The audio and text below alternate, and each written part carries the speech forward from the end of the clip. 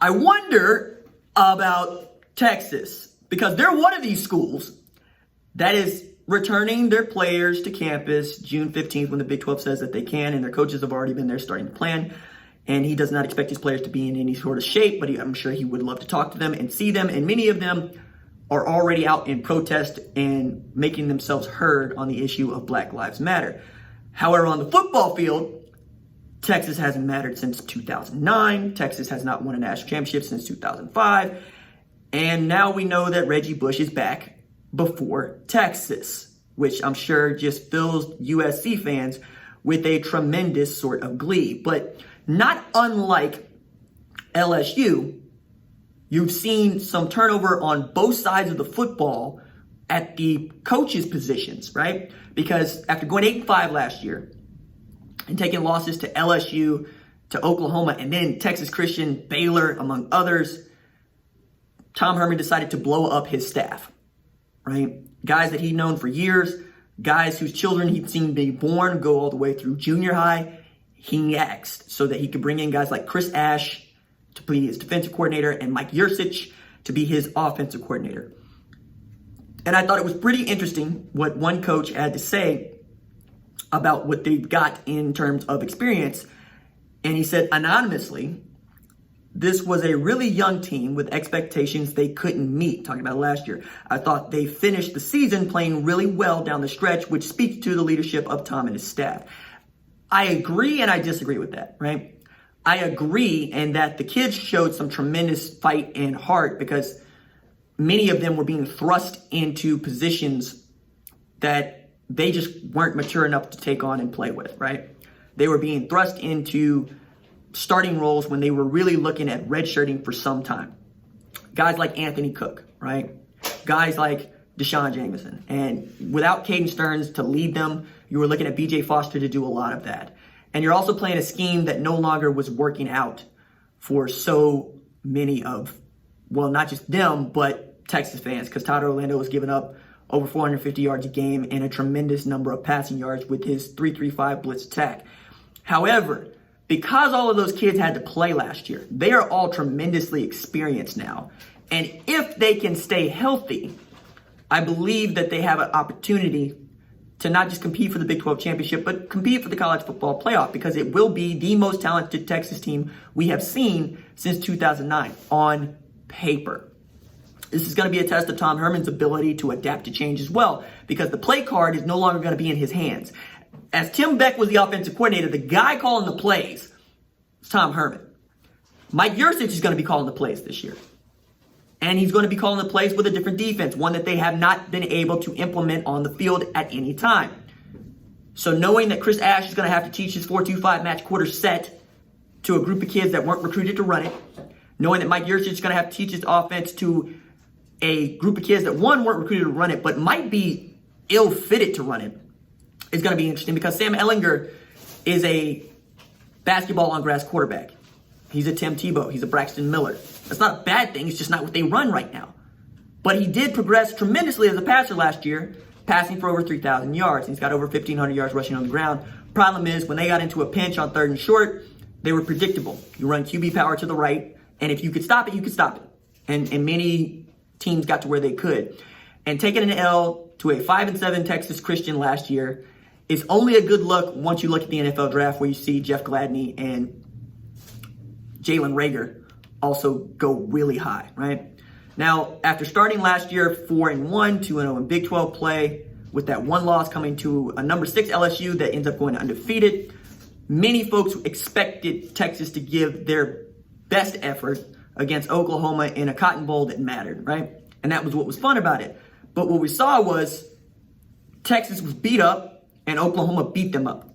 9 sacks of Sam Ehlinger in that game, and they hit the skids. And while many of us thought that was Oklahoma really asserting its dominance and ascending, we found out otherwise against Kansas State. So both of those programs let down in one way, shape, or form. Whether you're just looking at the Kansas State game, I tend to look at the Iowa State game and the Texas Christian game, right? Both of those games were at home for Oklahoma. And Chuba Hubbard throws to the right tight end, probably win that football game in Norman, right? And the way that Gary Patterson's defense was able to contain Jalen Hurts and make it difficult, and the way that Max Duggan was able to run, gives me pause about the idea of Max Duggan and Zach Evans in the backfield in Texas Christian. For me, is really challenging for that third spot, if not a position in the in the Big 12 championship game this year. But what one coach had to say about Sam Ehlinger, I also find to be wildly interesting. Anonymously says, Sam Ehlinger is a real dude. If this was the league, he'd be considered the pro's pro. The guy you use as an example off the field. The running backs, Keontae Ingram and Roschon Johnson, are really solid, and they've signed another great one, Bijan Robinson. They need to be more creative to get Sam better looks. And I think Mike Yurcich is going to accomplish this. What I did enjoy about his teams at Oklahoma State is that whoever was open got the ball. And if you could run the ball, they were going to run the ball. As a matter of fact, I'm really kicking Mike Gundy for how do you not end up with Charlie Dickey and Mike Yurcich, man? Because that would have been fun. That would have been a lot of fun. I think that offensive line next year at Oklahoma State is going to be so good because Dickey is so good. And Yurcich was such a great play caller, and I think that's going to come through at Texas. But with those three tailbacks, of which I believe that Keontae Ingram might be the worst one, they might just be able to run over people because Sam Cosmi is considered a first-round pick at left tackle. And Herb Hand managed to survive the slaughter that was the firing of Texas assistant coaches. So they get to keep their guys for the most part, right? Maybe if they get a little bit nastier, they get a little bit more physical, they'll be able to run the ball in such a way that you see Brendan Eagles running free. You see Tarek Black running free. You see Jake Smith running free. And like I said, that's who Texas can be. Texas can be great. And that, if anything, would be give me pause as an Oklahoma fan because I know what talent means in football. You can run a basic scheme on both sides of the ball. You can call out the plays you're about to run if you have more talent than the other team. It's how Jimmy Johnson built his Miami teams. It's how he was able to build those Dallas Cowboys teams. And I'm in this moment right now where I'm doing a tremendous amount of research on historically black colleges and universities to fill in some gaps about things that I don't know and to remind myself of the things that I do. And Florida A&M from 1952 to 1961 won 8 national championships. And I said, how did they do that? They out-recruited everybody. When you can get Bob Hayes to play for you, you're probably going to win more games than you lose. Okay? When you can get a guy that ended up breaking the world record in the 100-yard dash, 91.44 meters for those of you that are track enthusiasts like me, you're going to beat a lot of people. And when you run an offense like the split T, which had the wider splits and was much more like a zone scheme because it took advantage of defensive lines that were too big and just went around them, you're going to beat people. What I'm saying is Florida A&M was built the way that Texas has been built for, I thought, years, and yet they have managed to bungle it with bad coaching. Bad coaching can be on the form of play calls on the field, but it can also, in the case of Tom Herman, be how did you put your kids through preseason camp? Putting your kids through a death camp in preseason does not help you. If anything, now we have data to show with Texas, hey, just because you want to get ready to play LSU and lose by 7 does not mean you're going to be any good during the middle of the season. And then when they took 3 weeks off, all of a sudden they're world beaters against a Utah team that's ranked number 12 in the country and played in the Pac-12 championship and is a win away from making the college football playoff. What I'm saying is we're going to get to find out whether or not Tom Herman is good at this. As good at this as we all thought, right? Because out of Houston, we all thought that he was really good at this.